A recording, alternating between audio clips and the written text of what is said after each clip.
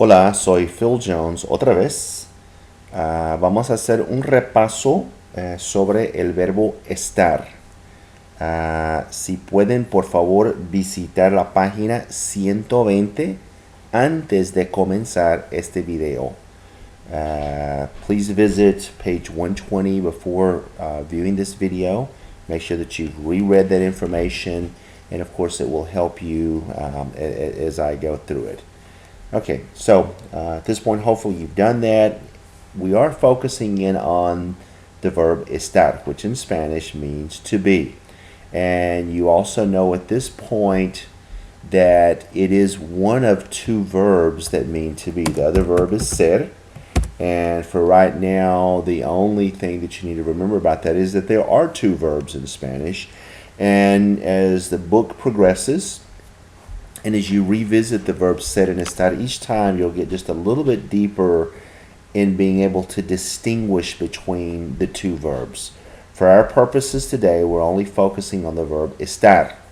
And the book tells us that there are some specific uses so far for the verb estar. One is, I say health. The book says physical and emotional states. A physical state is most likely you're inquiring about someone's health, but you could also be happy or sad or angry or something like that, which is also an emotional state.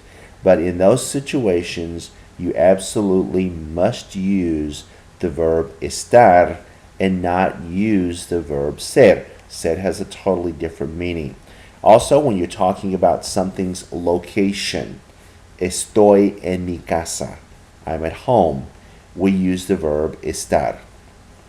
Finally, you're going to be learning, or you've learned, a new verb ending a new tense of a verb, which in English we call it the present progressive. Progressive because it's something that is actually happening right now. It is equivalent to the English form ing. As you know, in Spanish, it's either indo or ando. And that's a pretty good clue, and it's always one of those. As you know, you never say always in Spanish. Most always, it's going to be ending in one of those. Now, there are some irregular ones, which is dormir, servir, and pedir. And when I do those, they become durmiendo, if I'm using someone is sleeping, sirviendo, which is a stem change from E to I, and pidiendo, asking for something. So those are three irregular ones that you're going to learn right off the bat. And there are some more, but for our purposes, the book teaches those three right now. And it's going to work something like this. The verb estar within itself, estoy, estás, está, estamos, estáis, están. Notice the accents. Without the accents, they are incorrectly written. And the pronunciation also changes, as you have seen when we get to like demonstrative adjectives. Okay? So, estás, está, estamos, estáis, están. Okay? And you can see where those fall.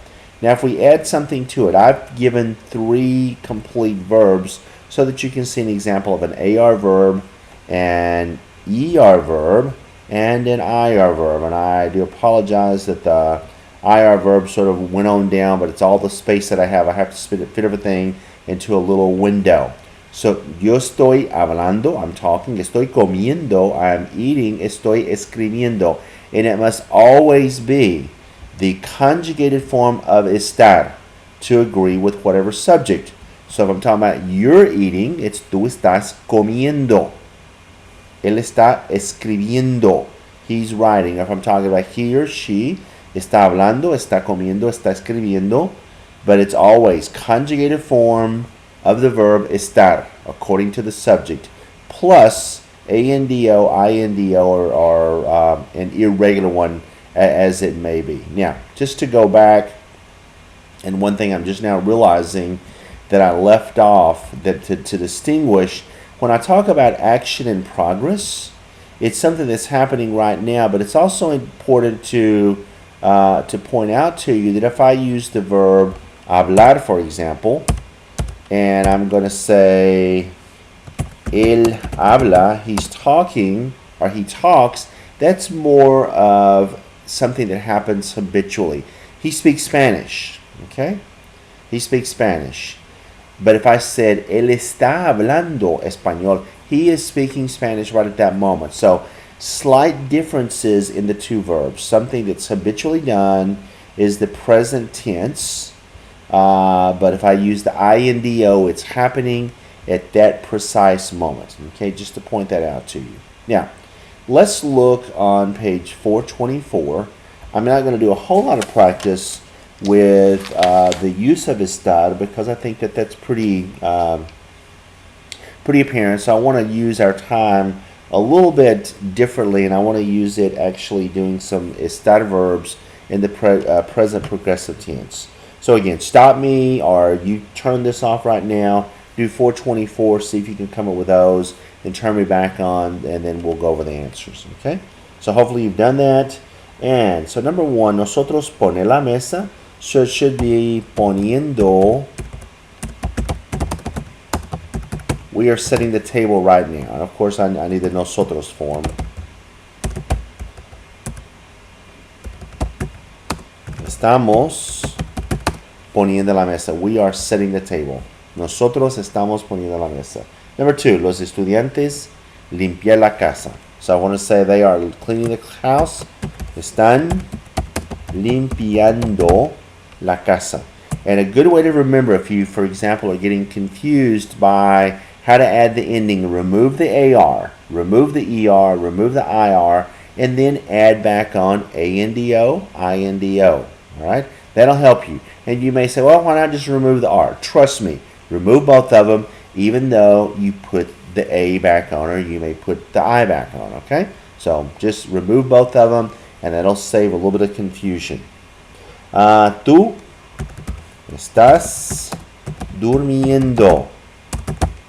Durmiendo. Sorry about that. And as you know, this is an irregular one. It has a stem change. Número 4. Ustedes servir la comida. You all are serving the food. So it is ustedes están sirviendo la comida. Okay, hopefully you got that one. Número 5, Carlos is cleaning the table. Carlos está quitando la mesa. 6. Doña Maria's daughter is ironing the clothes. Just for time purposes, I'm going to say, leave off who's doing it. Está planchando la ropa. Okay, muy bien. Número 7. I'm vacuuming. And of course, in Spanish, we say to pass the vacuum cleaner, but the translation in English is vacuuming. So it's estoy. Oops. Let me go back. There we go. Estoy pasando la aspiradora. And número 8, Miguel is reading the newspaper. Miguel está leyendo el periódico. Okay, muy bien. And of course, leyendo is another irregular one that you simply have to memorize. Muy bien. So hopefully that made a little bit of sense. I want to look at Kia, and I found a great resource on Kia. I did not realize that this actually existed, but I want to scroll down and let you see what this is.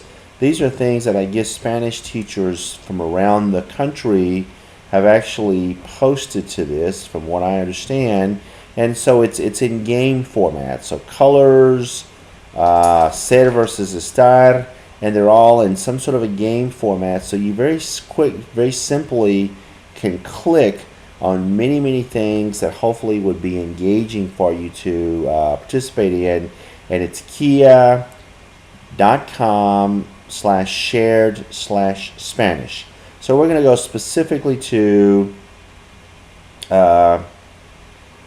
present progressive tense, if I can find it.